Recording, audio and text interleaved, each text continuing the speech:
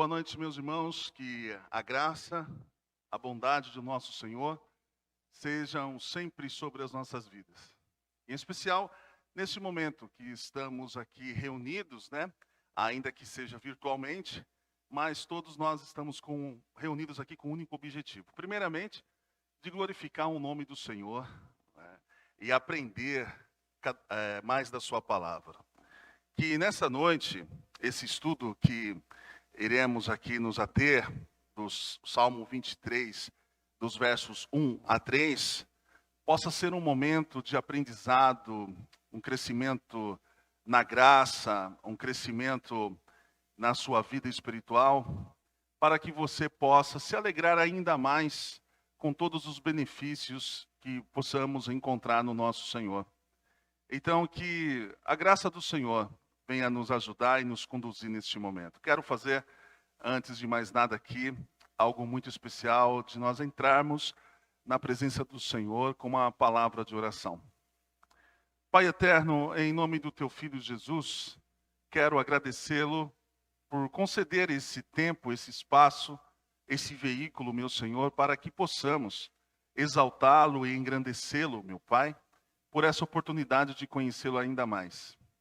Que o Seu Espírito Santo nos conduza à verdade da Tua palavra, meu Senhor. É em nome de Jesus que eu lhe agradeço. Amém.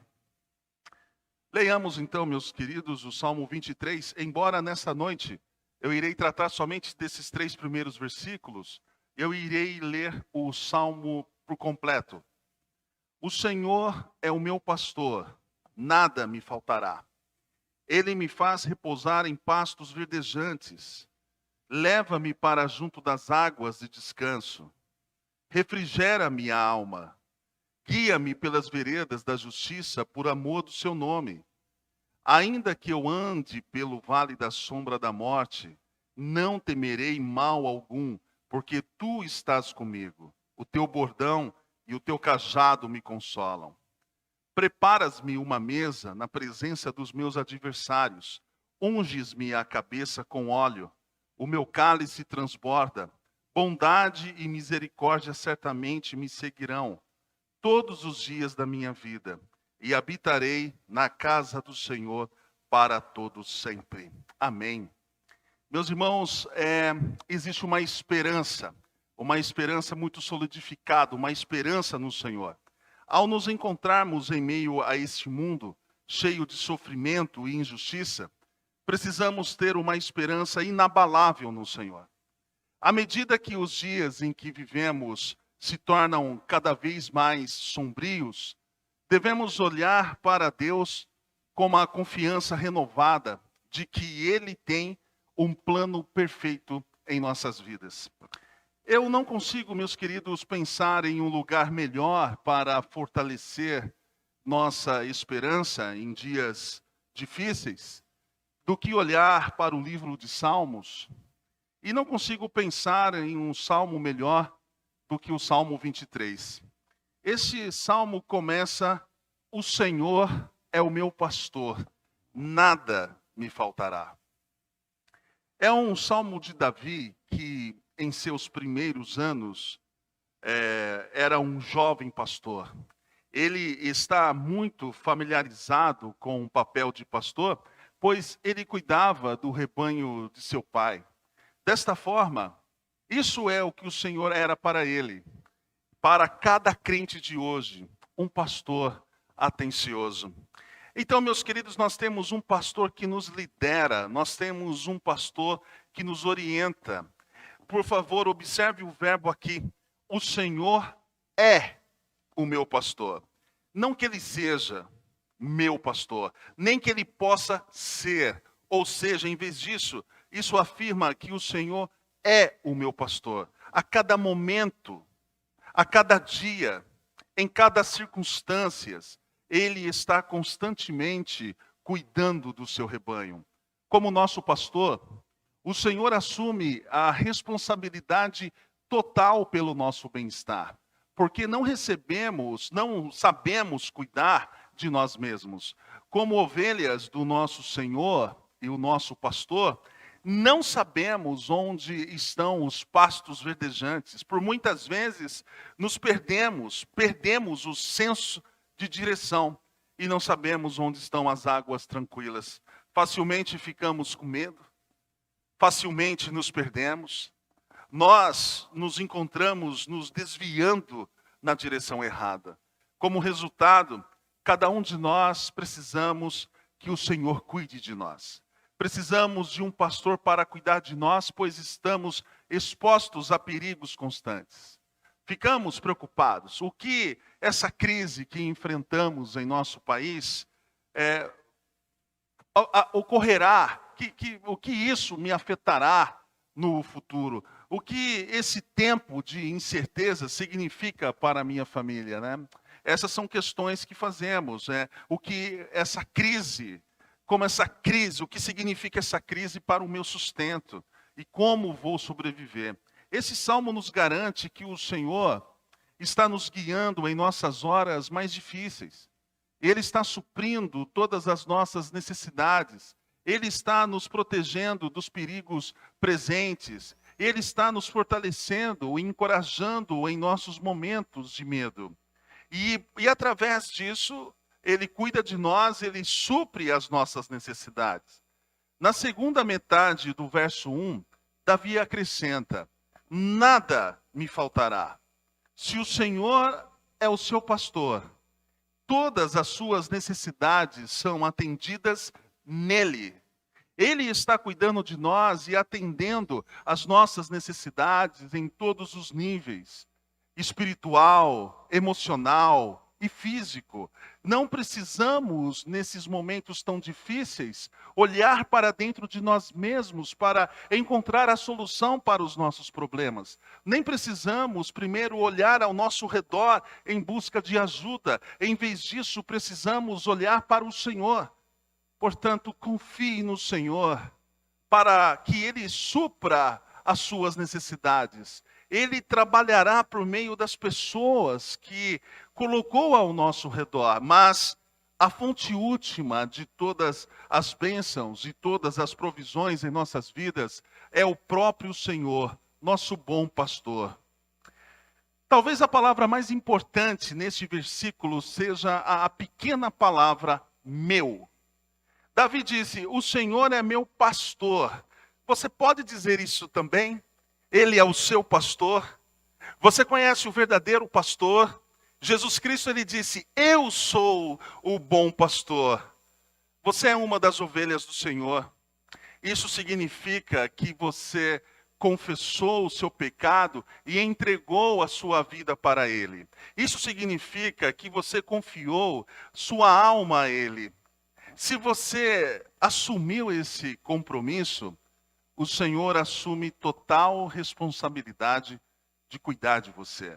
No entanto, meu caro, se o Senhor ainda não é o seu pastor, no sentido de que você não tem ainda submetido a sua vida a esse pastor, você incorre em grandes perigos.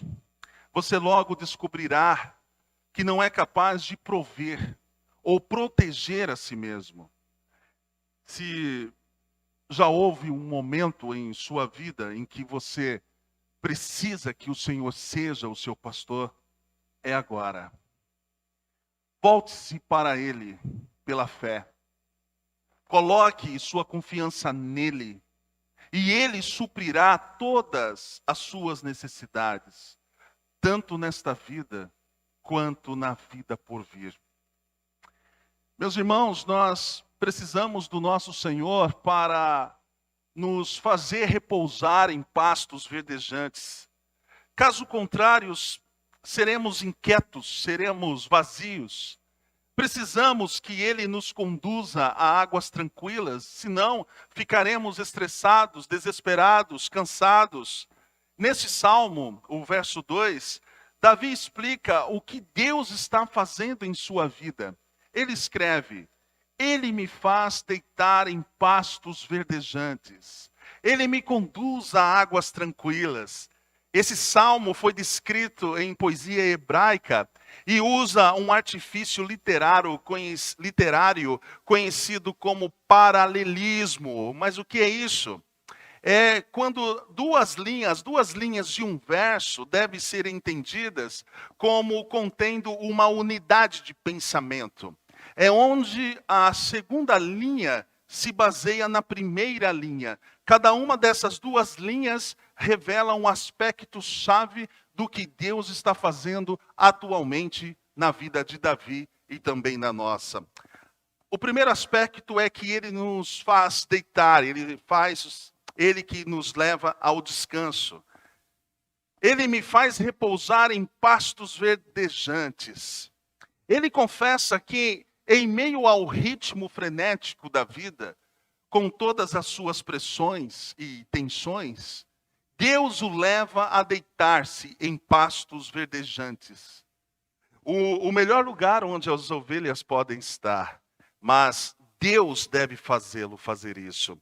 Esses pastos verdejantes podem ser entendidos como representando a palavra de Deus. Assim como a grama oferece nutrientes para as ovelhas, a Escritura está cheia de nutrientes que dão vida e nutrição para nossa alma. É nesse alimento espiritual que dá a Davi a força interior e a satisfação de que ele precisa.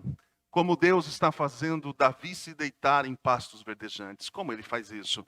O Senhor está realizando isso em duas forças em sua vida. A primeira é a interna e a outra a externa. Como que é a primeira? A primeira é quando Deus cria a fome em Davi. Primeiro, internamente, na alma de Davi.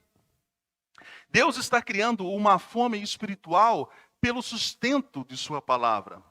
Somente Deus pode gerar um apetite por esse alimento da alma.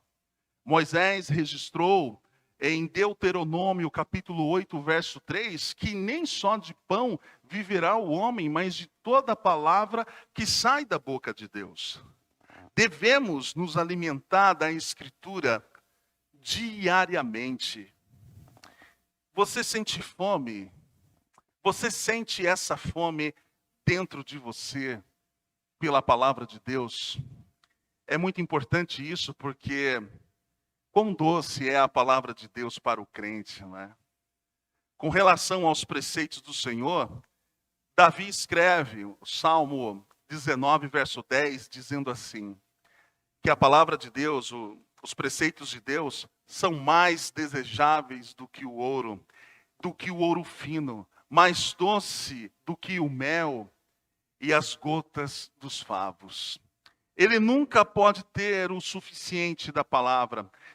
Da mesma forma, Deus coloca o Espírito Santo dentro de nós, todos os crentes no novo nascimento, que nos faz desejar guardar os seus estatutos. Se você é um verdadeiro crente, se você é uma das ovelhas do nosso Senhor, então Deus está atualmente, nesse momento, trabalhando em sua vida. Ele está fazendo com que você se deite nos pastos verdejantes e dando a palavra de Deus ao seu coração.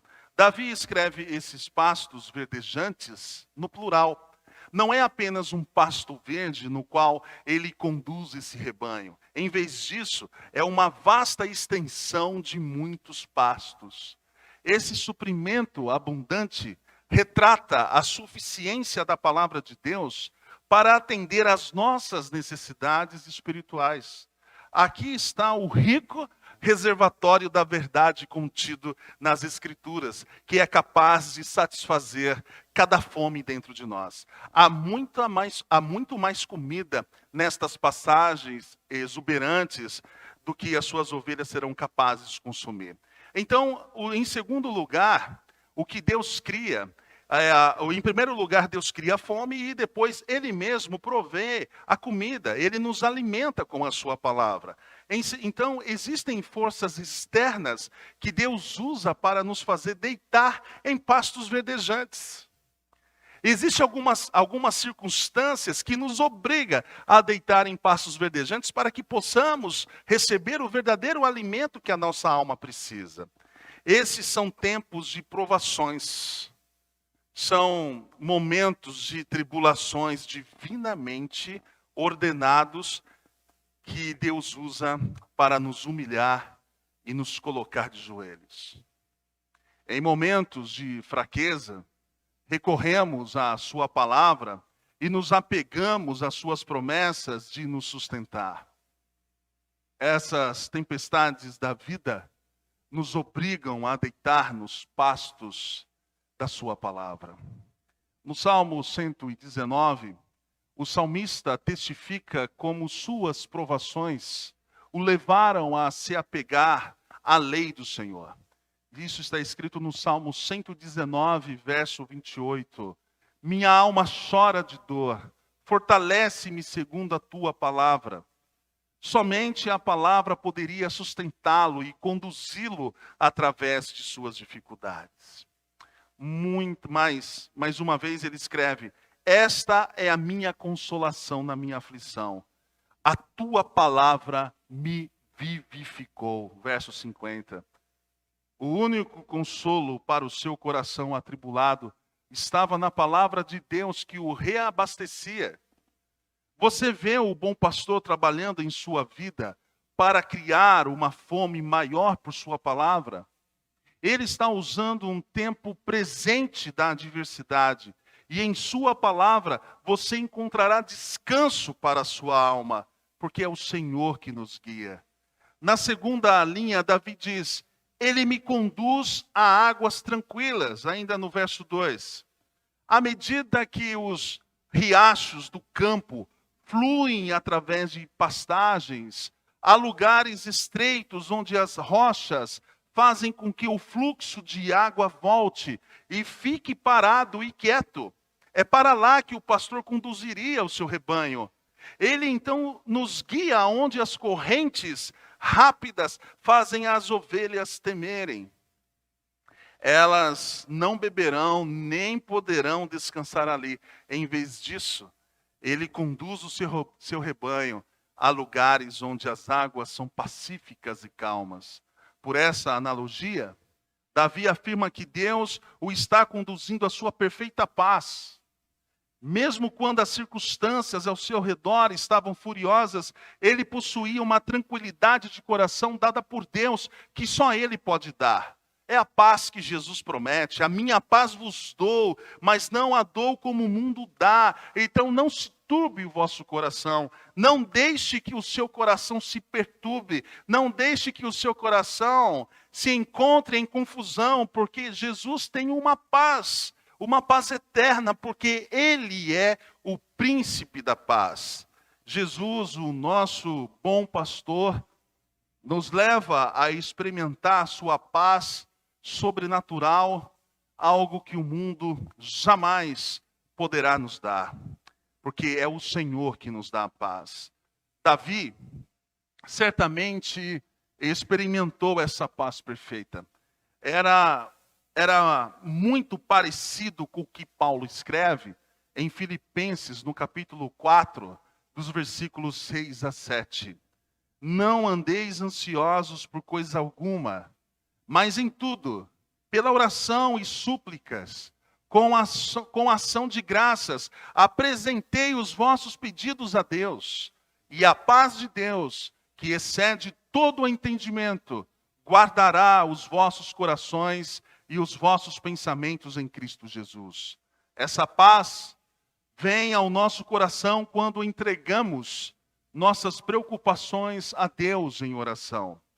Por fora, nossas circunstâncias turbulentas, elas podem parecer uma tempestade furiosa, mas por dentro podemos conhecer a paz que excede todo o entendimento humano. Isso é o que experimentamos quando seguimos o Senhor e alimentamos nossa alma com sua palavra.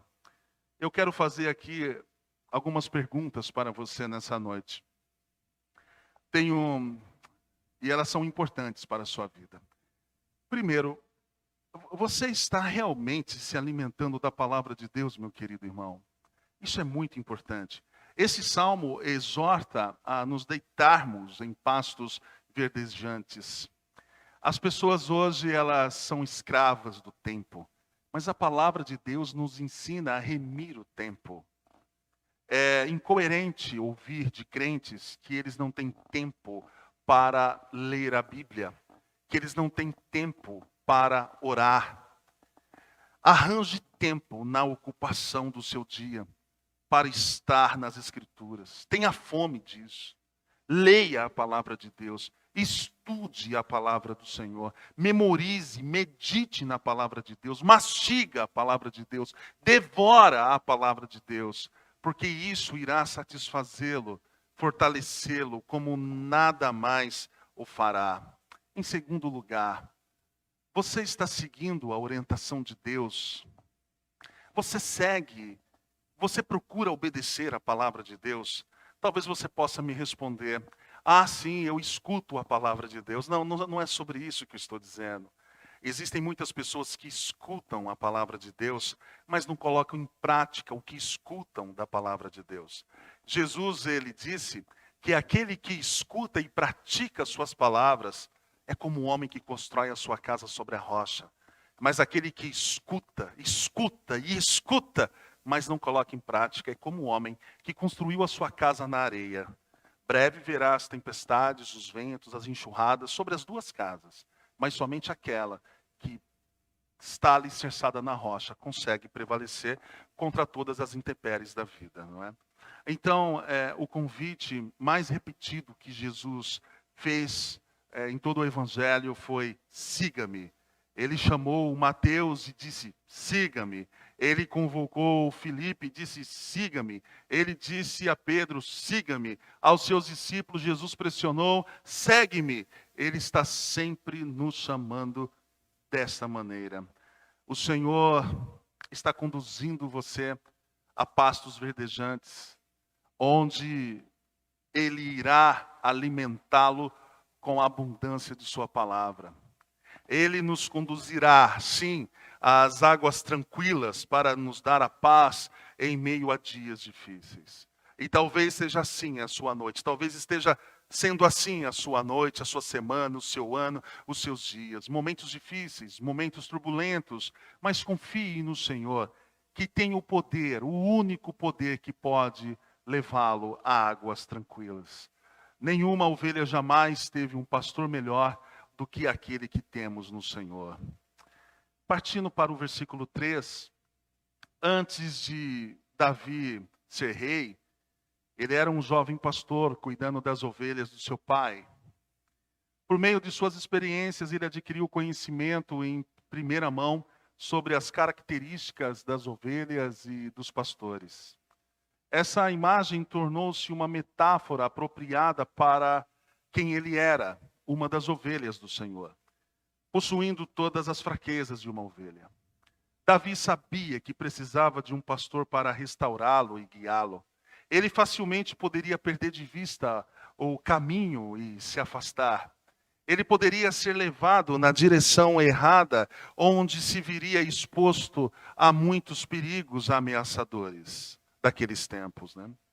O Senhor tinha que ir atrás dele como um pastor e trazê-lo de volta à segurança do redil, assim como Davi havia feito com as ovelhas do seu pai. Nesse salmo, Davi se baseia nessa relação entre pastor e ovelha. Ao descrever sua caminhada pessoal com o Senhor, ele escreve: Ele restaura minha alma e guia-me pelas veredas da justiça por amor do seu nome.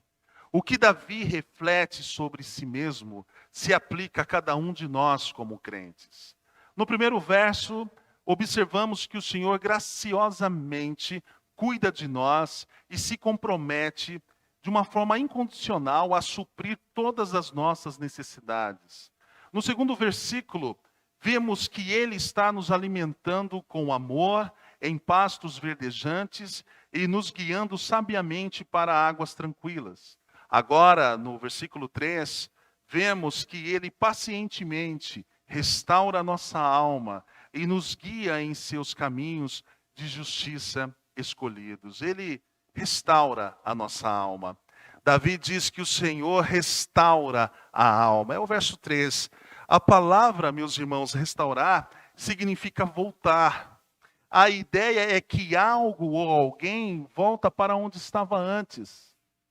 Por exemplo, Noé soltou uma pomba da arca e esperou que ela voltasse para ele. Da mesma forma, o Senhor restaura a alma de Davi, ou seja, ele o traz de volta para onde ele estava antes de se afastar e sofrer o declínio espiritual. Essa restauração da alma de Davi veio por vários meios de graça. Veio pelo Espírito Santo, que o convenceu do pecado. Veio pela disciplina dolorosa, mas amorosa do Senhor. Veio pelo ministério da lei do Senhor, que é perfeita e restaura a alma. Em cada uma de nossas vidas, Deus trabalha de maneiras diferentes. Ele nos traz de volta onde precisamos estar, reavivando os nossos corações quando nos tornamos espiritualmente lentos e mornos. Deixados a nós mesmos, nos afastaríamos do Senhor e demoraríamos a voltar. Mas, por causa da graça restauradora do Senhor, Ele nos traz de volta ao primeiro amor. Ele reaviva e nos reabastece. Quando estamos abatidos, o Senhor nos levanta. Amém? Amém. Glória a Deus por isso. Quando estamos desanimados, o Senhor nos encoraja. Quando estamos esgotados, o Senhor nos reabastece. Quando estamos secos, o Senhor nos revive. Quando deixamos o primeiro amor, Ele nos traz de volta. Essa é a obra contínua de santificação de Deus em nossas vidas. Talvez você esteja se sentindo diante do Senhor dessa forma.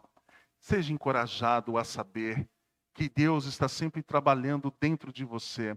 Quando nos desviamos, Ele está constantemente nos perseguindo para nos trazer de volta para Ele, porque o Senhor guia os nossos passos. Além disso, Davi disse: guia-me pelas veredas da justiça, por amor do seu nome. Isso quer dizer que o Senhor está dirigindo os passos de Davi ao longo do caminho escolhido. Essa orientação divina é tão pessoal que é como se Davi fosse a única ovelha sob os cuidados do Senhor. E Deus está intimamente envolvido em ordenar o seu caminho. Da mesma forma, Deus está nos guiando de perto em nossas circunstâncias.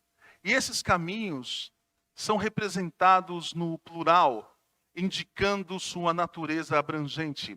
Eles incluem todas as áreas da vida de Davi, incluindo sua vida familiar, a sua vida pessoal. Nenhuma parte de sua vida deve ser vivida fora desses caminhos.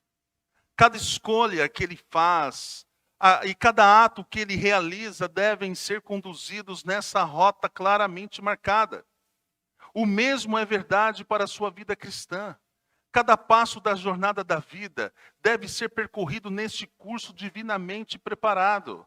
Não pode haver nenhum desvio que você persiga, nenhum atalho que você toma, nem rota alternativa que você viaja. Está você em sua casa, no trabalho ou com a sua família, o nosso pastor, o nosso Senhor deve estar guiando você por todos os caminhos, nas veredas da retidão.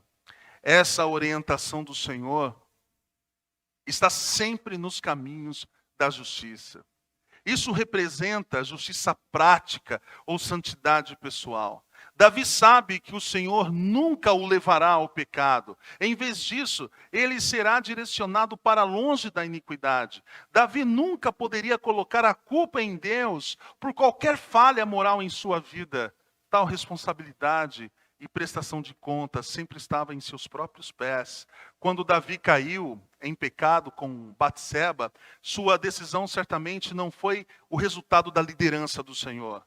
Este ato de pecado voluntário foi de Davi, escolhendo seguir o seu próprio caminho e afastando-se das veredas da justiça que haviam sido claramente designadas por Deus. e Ele nos guia por amor do seu nome. Davi afirma que o Senhor guia as suas ovelhas por amor do seu nome. Na Bíblia, o nome de uma pessoa representa tudo o que ela é.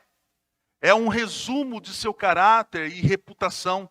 Isso diz tudo o que Deus faz, isso diz tudo, porque o que Deus faz é para engrandecer o seu próprio nome. Essa alta exaltação de sua própria grandeza é o mais elevado de seus motivos. Em última análise, tudo o que Deus faz é para trazer honra para si mesmo. Especificamente, o Senhor é glorificado quando seguimos a sua liderança nos caminhos da justiça. Seu nome é elevado quando o seu caráter se manifesta em nossas vidas. Ver o caráter santo de Deus refletindo em seu povo mostra a sua glória. Ao mesmo tempo, tudo o que mais glorifica a Deus resulta em nosso maior bem. Essas duas realidades, a glória de Deus e o nosso bem, nunca estão em desacordo ou em competição uma com a outra.